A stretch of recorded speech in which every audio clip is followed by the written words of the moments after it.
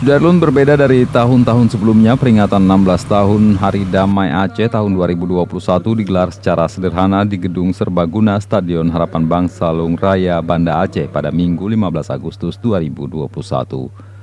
Perbedaan itu sudah terjadi dalam 2 tahun terakhir akibat wabah Covid-19. Dalam peringatan kali ini, Badan Reintegrasi Aceh selaku penyelenggara kegiatan hanya melaksanakan upacara seremonial dengan mengedepankan protokol kesehatan.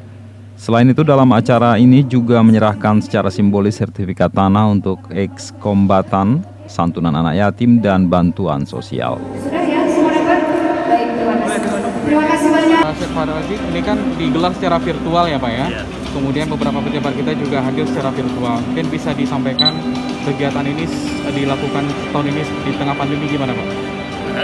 Kita sudah melakukan koordinasi sebelumnya ya, baik dengan Pak Guna dan Pak Pandang maupun para pihak yang terkait dengan acara ini. Dan alhamdulillah hari ini kita laksanakan hari puncak. Setelah kita lakukan step by step mempersiapkan administrasi, mempersiapkan segala sesuatu sehingga tepat yang hari ini bisa dilaksanakan dengan baik. Alhamdulillah rekan-rekan dari kita pers juga membantu semuanya menyebarkan persoalan-persoalan, menyebarkan undangan, menyebarkan secara virtual kepada seluruh rekan-rekan di Provinsi Aceh, di Indonesia maupun di seluruh dunia bisa disaksikan hari ini. Ya, tokoh-tokoh perdamaian juga ikut secara virtual? Secara virtual sebenarnya ikut, tapi karena posisi kayak gini, seperti ini, mungkin persiapan kita tidak bisa maksimal apapun alasannya.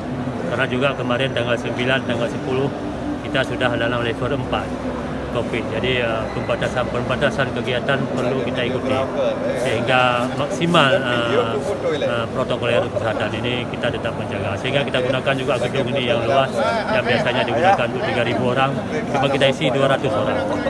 Sesuai dengan petunjuk Pak Gubernur, sesuai petunjuk Pak Pandang, dan sesuai petunjuk pimpinan-pimpinan kita yang lain.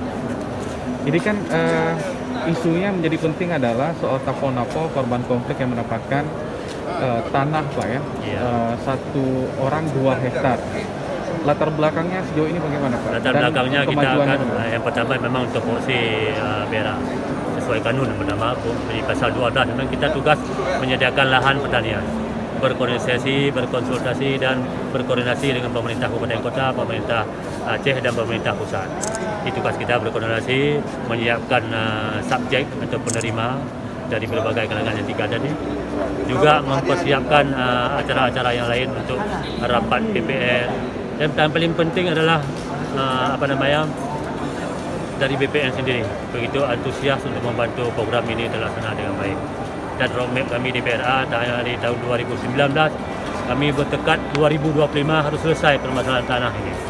2025 kita bertekad, semoga para pihak bisa membantu lah supaya ini selesai. Dan kami sangat juga berharap para bupati dari Banda Aceh, Henry, Serambion TV.